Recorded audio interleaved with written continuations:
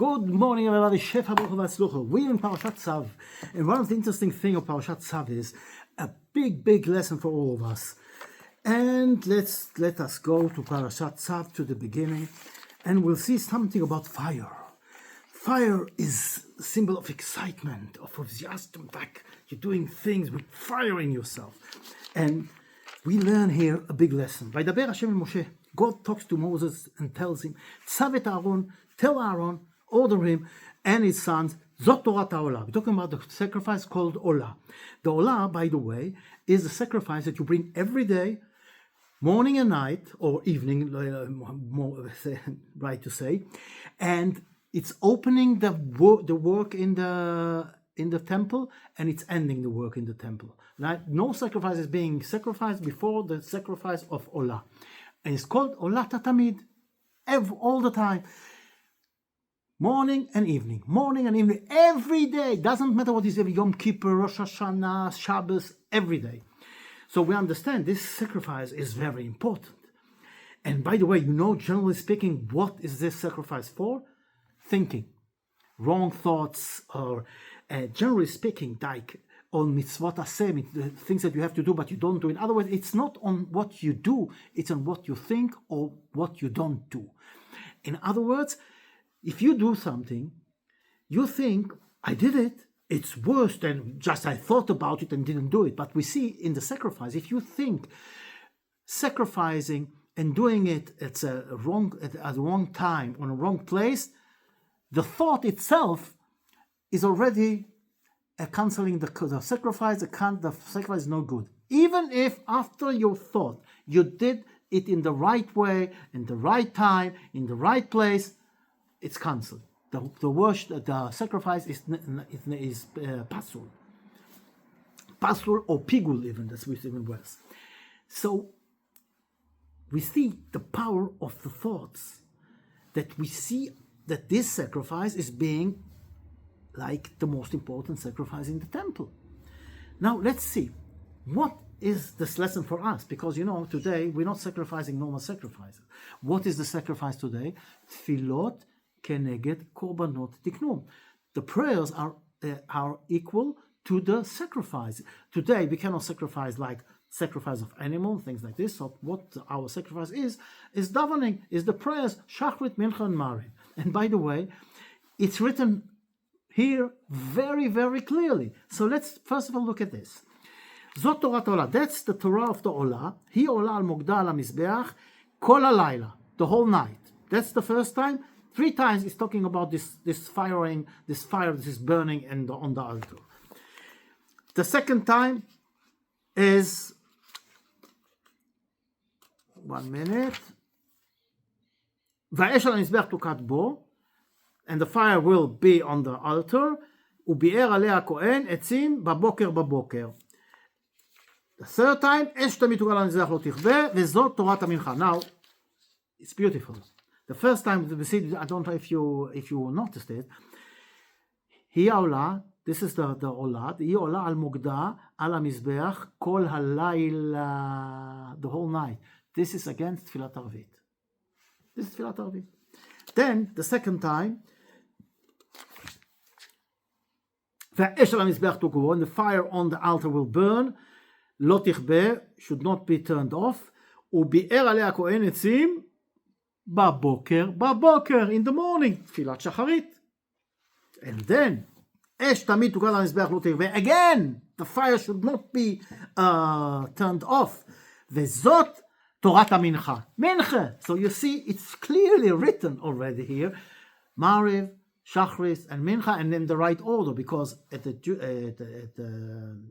Jewish tradition, according to Torah, the day starts from the night. Unbelievable. Okay, but let's see another interesting point. What is this talk about this fire again and again and again, 3 times? And if we look, we see Ve'esh HaMizbeach tukat bo, and the fire of the altar will be in him. What does it mean in him? It's on the altar, not in, but in, it means the one who is bringing the sacrifice. He has to have the fire, the itlavut, that fire of doing things, not like being apathic. You have to be active. You have to be with a fire in you when you do things, when you bring a sacrifice. And this brings us to everything that we do all the time. We get used to it. Tamid, we do it always. We get used to it. In life, unfortunately, getting used to things can be good and can be wrong. It can be even worse. Getting used to good things is a good thing. But from the other side, getting used to things and doing it because I'm used to it, like for example, we're talking about prayers. Okay, how do we pray? You need the fire. This is something you do every day, so you need to keep the fire on. But when you do it every day, morning, evening, you get used to it, and then this is not a way to pray to God. This is not a way to talk with God. So we have to put the fire on. We have to make sure that we have to find a way. How do we keep this fire on? Even though we pray every day, even though we're doing it morning and evening and in noon, we have to fight this getting used to it. Okay. For example, in life, when we want to keep our marriage right, it's a very interesting story about the Rav Pinkus. Rav Pinkus, his Yosef, by the way, is on the night of Digat Chometz. And he, in the last 3 years of his life, he used to fly to South Africa, to Johannesburg. Every month he stayed there for 2 weeks, and he was building institutes for the Torah learning and yeshivas and a lot of good things that I think they still exist till today. Anyway, every time when he got back, he brought a present to his wife to keep the fire. One time he's coming with his Talmud, and when they were going back in the airport, he asked his Talmud, "You don't buy a present for your wife? You haven't been at home for 2 weeks. Buy a present to your wife." He says, "My wife doesn't need anything. She's got everything. Everything is okay. We don't need anything." So he cannot convince anything. He went there and he bought a present, a nice present with a red ribbon, beautiful, flying to Eretz Yisrael. And when they came to when they land, Rav Pinkus gives this present to this Talmud, to this guy, and tells him, "This is for your wife." He couldn't believe it. He was sure that Rav Pinkus bought a present for his wife, and he didn't understand that Rav Pinkus bought it so earlier, and he put it already in his suitcase. What Pinkus did, now this he gave to the guy and told him, "You're coming home, you give it to your wife, but you don't dare tell her that I bought it or anybody else. You went and looked and found and bought it for her." This guy says, years later, that this was a big lesson for his life. His wife was so happy when he brought her the present. The love was firing. From this day on, whenever he goes out, and for a few days, for a week, for 2 weeks, he comes back with a present. This is a big lesson. That's exactly for all of us. Thinking is very important. But you have to do in order to keep things going, moving. You cannot stand in front of her and think, "I love you, I love you, I love you." A mantra. It's not going to raise any love. It's not going to keep any love. And also, if you bring something, you have to bring it with your heart. Like you bring flowers, you have, "Here, I've bought you flowers for Shabbos." It's also not the way. You have to do it with a fire, with excitement. This is the way to keep the fire going. In marriage and in a lot of other things in life. And as we're talking about sacrificing, we're talking about Korban Tamid, we're talking about prayers that we pray every day. And remember, if your son comes to you and asks you for something, will you listen to him? Of course not. So we are talking to our Father in heaven. Melech Malchei Amlachim HaKadosh Baruch Hu. You should do it in a proper way. You should pray with all the kavanos. And There is this, I think I told it to you for 100 times, I'm going to tell it again. There is this guy, he has to get to work early in the morning, and he's got 2 minions early in the morning. One is a very quick minion, and if he goes to this minion, he gets the whole prayer, the whole tefillah, and he can go to work, and no problem. The other minion is a little slower, and if he's going to daven in the slow minion, he's going to get late to work. What should he do? What do you think? Normally, everybody is answering to the quick minion. What can we do? He has to get to work, and he has to pray. The halacha says, interesting, no, you go to the slow minion. But what's going to be with the prayer? He says, never mind. Even if you have to go before it's ended, you say, Aleinu, Ashrei, Shir Shel Yom, all of this you can say by yourself. Even if you've got those, even if you get the Kedusha by itself, and then you have to go, it's also, you did it. And by the way, the center of the prayers is Tfilat HaAmidah. It's Shmoneh Esrei.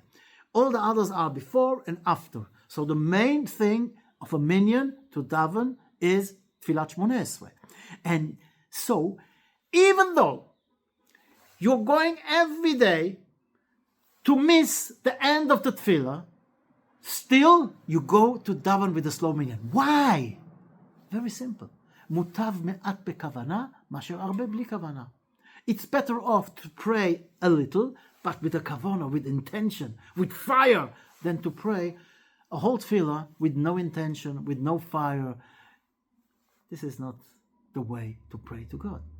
So now we understand. So people don't realize it. You're talking to God. You're asking things. That's the way of doing it. My son, by the way, he's got a problem. He cannot concentrate for a long time. He's got all those difficulties. We're not going to go into it.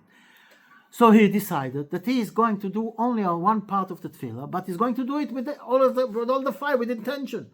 And that's the right way to do things. It's not doing it with no intention, with no kavanah, with no fire. This is not the way to bring a sacrifice.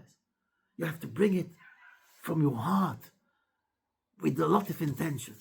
And this is, I think, first of all, the biggest lesson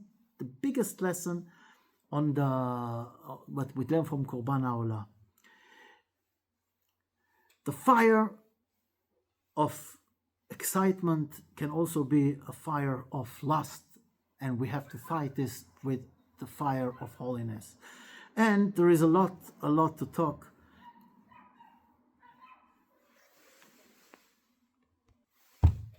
There's also one thing I want to say before we finish this thing. We are standing a few days before next week. We have Leil Seder, and this is also an issue of doing something always. Every day we mention Yetziat Mitzrayim, a few times a day. So why do we need this special night to sit and talk about Yetziat Mitzrayim? The more you tell about Yetziat Mitzrayim, the better it is. Why do we need this special night if every day we're talking about Yetziat Mitzrayim? Well, this is a normal thing. Exactly the same thing. You get used to it, and you don't even understand what you're saying. That's not the idea. The idea is to put a fire. So how do you put a fire?